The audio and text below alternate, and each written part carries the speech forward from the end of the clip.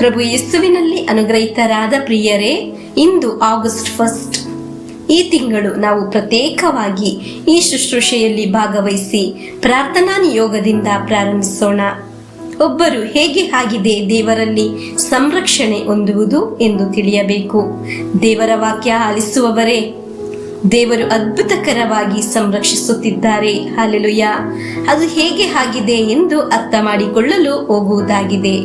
ಪ್ರಭುವೇ, ಈ ಆಗಸ್ಟ್ ತಿಂಗಳು ಪ್ರಾರ್ಥಿಸುವಾಗ ಈ ಶುಶ್ರೂಷೆಯಲ್ಲಿ ಪ್ರಾರ್ಥಿಸುವ ಆತ್ಮೀಯರಿಗೆ ಒಂದು ಅನುಗ್ರಹವನ್ನು ನೀಡಿರಿ ಎಂದು ಪ್ರಾರ್ಥಿಸುತ್ತೇನೆ. ಎಲ್ಲಾ ಕುಟುಂಬಗಳನ್ನು ನೆನೆಸಿ ಪ್ರಾರ್ಥಿಸುತ್ತೇನೆ. ಇವರು ಪ್ರಾರ್ಥಿಸುವ ವಿಷಯಗಳು ದೇವರ ಕರಗಳಲ್ಲಿ ಸಮರ್ಪಿಸುತ್ತೇನೆ. ನಮ್ಮ ಮುಂದೆ ಒಂದು ದೋಷವೂ ಸಂಭವಿಸಬಾರದು. ಒಂದು ಅನುಗ್ರಹ ಇರುವ ಜೀವನ ನಡೆಸಲು ಸಾಧ್ಯವಾಗಬೇಕು. ಸಮಾಧಾನವಿರುವ, ದೈವಾನುಗ್ರಹ ಇರುವ, ಆರೋಗ್ಯವಿರುವ ಒಂದು ಜೀವನವನ್ನು ನಮಗೆ ನೀಡಿರಿ. ಈ ಕಾರ್ಯಗಳನ್ನೆಲ್ಲವನ್ನು ನಿಮ್ಮ ಕರಗಳಿಗೆ ಸಮರ್ಪಿಸುತ್ತೇನೆ. ಈ ಕಾರ್ಯಗಳಲ್ಲಿ ನೋವನ್ನು ಅನುಭವಿಸುವವರು ಇದ್ದಾರೆ, ಕಷ್ಟಪಡುವವರು ಇದ್ದಾರೆ, ಕಣ್ಣೀರಾಕುವವರು ಇದ್ದಾರೆ, ಏನು ಮಾಡುವುದು ಎಂದು ಯೋಚಿಸಿ ಎದುರಿ ನಿಲ್ಲುವವರು ಇದ್ದಾರೆ. ಎಲ್ಲರನ್ನು ಸಮರ್ಪಿಸಿ ಪ್ರಾರ್ಥಿಸುತ್ತೇನೆ. ಈ ತಿಂಗಳು ತಪ್ಪದೆ ವಾಕ್ಯ ಆಲಿಸಲು ತಯಾರಾದವರು, ಪ್ರಥಮವಾಗಿ ಈ ಶುಶ್ರೂಷೆಯಲ್ಲಿ ಭಾಗವಹಿಸುವವರು, ಈ ತಿಂಗಳು ಅನುಗ್ರಹವನ್ನು ಕೈಚಾಚಿ ಪಡೆಯಲು ದೇವರು ಆರಿಸಿದವರು ಎಲ್ಲರಿಗಾಗಿ ಈ ವಾಕ್ಯ ಅನುಗ್ರಹವಾಗಲಿ, ಸಹಾಯವಾಗಲಿ. ಒಳ್ಳೆ ಒಂದು ತಿಂಗಳು, ಒಳ್ಳೆ ಒಂದು ದಿನವು ನಿಮ್ಮದಾಗಲಿ ಎಂದು ಹಾರೈಸುತ್ತೇನೆ.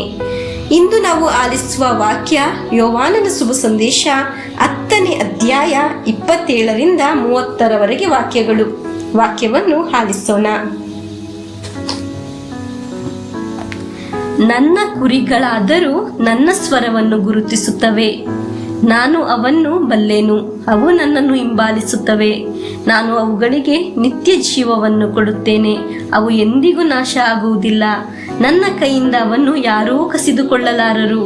ಅವನು ನನಗೆ ಕೊಟ್ಟ ಪಿತ ಸರ್ವಶ್ರೇಷ್ಠರು. ಪಿತನ ಕೈಯಿಂದ ಅವನು ಯಾರೂ ಕಸಿದುಕೊಳ್ಳಲಾರರು. ನಾನು ಪಿತನು ಒಂದೇ ಆಗಿದ್ದೇವೆ ಎಂದರು. ಪ್ರಿಯರೇ, ಈ ವಾಕ್ಯವನ್ನು ಅನೇಕ ಬಾರಿ ನೀವು ಆಲಿಸಿರಬಹುದು. ಆದರೆ ದೇವರ ವಾಕ್ಯ ಆಲಿಸುವವರನ್ನು ದೇವರು ಹೇಗೆ ಸಂರಕ್ಷಿಸುತ್ತಾರೆ ಎಂದು ನಾವು ತಿಳಿಯಬೇಕು. ದೇವರ ವಾಕ್ಯ ಆಲಿಸುವ ನಿಮ್ಮನ್ನು, ನಿಮ್ಮ ಕುಟುಂಬವನ್ನು, ನಿಮ್ಮ ಅವಸ್ಥೆಯನ್ನು ದೇವರಿಗೆ ತಿಳಿದಿದೆ. ದೇವರ ವಾಕ್ಯ ಆಲಿಸುವವರು, ವಿಶ್ವಾಸಿಸುವವರು, ಪ್ರಾರ್ಥಿಸುವವರು ಒಮ್ಮೆ ಸಹ ನಾಶವಾಗಿ ಹೋಗುವುದಿಲ್ಲ. ಎಲ್ಲ ಕೈಬಿಟ್ಟು ಹೋಗುತ್ತದೆ, ನಾಶವಾಗಿ ಹೋಗುತ್ತದೆ. ಹಾಗೆ ಒಂದು ಅವಸ್ಥೆಯಾದರೂ ಪವಿತ್ರ ಗ್ರಂಥ ದೃಢಪಡಿಸುತ್ತದೆ, ಅವರನ್ನು ಯಾರೂ ನಾಶ ಮಾಡಲು ಸಾಧ್ಯವಿಲ್ಲ, ಅವರನ್ನು ಯಾರೂ ಕಸಿದುಕೊಳ್ಳಲು ಸಾಧ್ಯವಿಲ್ಲ ಎಂದು. ಕಾರಣ ಅವರು ದೇವರ ಕರಗಳಲ್ಲಿ ಆಗಿದ್ದಾರೆ. ಹಲ್ಲೆಲೂಯಾ. ಪ್ರಿಯರೇ, ನೀವು ಬೆಳಗ್ಗೆ ಎದ್ದು ದೇವರ ವಾಕ್ಯ ಆಲಿಸುವಾಗ ದೈವಿಕ ನಿಯಂತ್ರಣದಲ್ಲಿ ಒಳಗಾಗುತ್ತೀರಾ, ದೇವರ ಕರಗಳಲ್ಲಿ ಆಗಿದ್ದೀರಾ. ಮತ್ತೊಂದು ಶಕ್ತಿಗೂ ಕೆಡುಕಿಗೂ ನಿಮ್ಮನ್ನು ನಾಶ ಮಾಡಲು ಸಾಧ್ಯವಿಲ್ಲ. ಕಾರಣ ನೀವು ದೇವರ ಕರಗಳಲ್ಲಿ ಆಗಿದ್ದೀರಾ. ಪ್ರಿಯರೇ, ದೇವರ ವಾಕ್ಯ ಆಲಿಸಿ ಸ್ವೀಕರಿಸುವ ಒಬ್ಬರನ್ನು ದೇವರು ಹೇಗೆಲ್ಲ ರಕ್ಷಿಸುತ್ತಾರೆ, ಜೋಪಾನ ಮಾಡುತ್ತಾರೆ ಎಂದು ವೈಯಕ್ತಿಕವಾಗಿ ಹೇಳಿರುವ ವಾಕ್ಯವಾಗಿದೆ ನಾವು ಆಲಿಸಿದ್ದು. ಇದನ್ನು ಅರ್ಥ ಮಾಡಿಕೊಳ್ಳಲೇ ಬೇಕು. ಅನೇಕರು ಕೇಳುತ್ತಾರೆ, ಪ್ರತಿನಿತ್ಯ ವಾಕ್ಯ ಆಲಿಸಿ ಏನು ಪ್ರಯೋಜನ?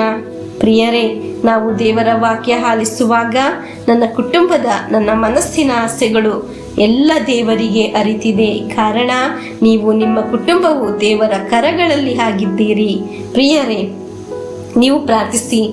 ನಿನಗೆ ದೇವರ ಅನುಗ್ರಹ ನೀಡಲು ದೇವರು ತೀರ್ಮಾನಿಸಿದ ಸಮಯವಿದು.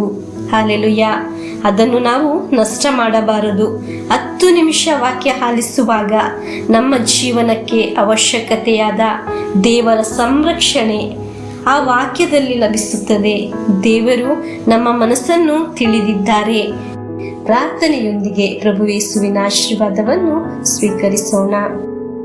ನಮ್ಮ ಪ್ರಭು ಯೇಸು ಕ್ರಿಸ್ತರ ವರಪ್ರಸಾದವು, ದೇವರ ಪ್ರೀತಿಯು, ಪವಿತ್ರಾತ್ಮರ ಅನ್ಯೋನ್ಯತೆಯು ನಮ್ಮೊಡನೆ ಇರಲಿ. ರೋಗಗಳಿಂದ, ಅಪಘಾತದಿಂದ, ದುರ್ಮರಣದಿಂದ, ಅಗಾಲಿದ ಮರಣದಿಂದ, ಅಸೂಯೆಯಿಂದ, ಮೋಸೆ ವಂದನೆ ಇರಿಂದೆல்லாம் ದೇವರು ನಮ್ಮನ್ನು ಸಂರಕ್ಷಿಸಿರಿ. ಹಾಲೆಲೂಯ. ಆಮೆನ್.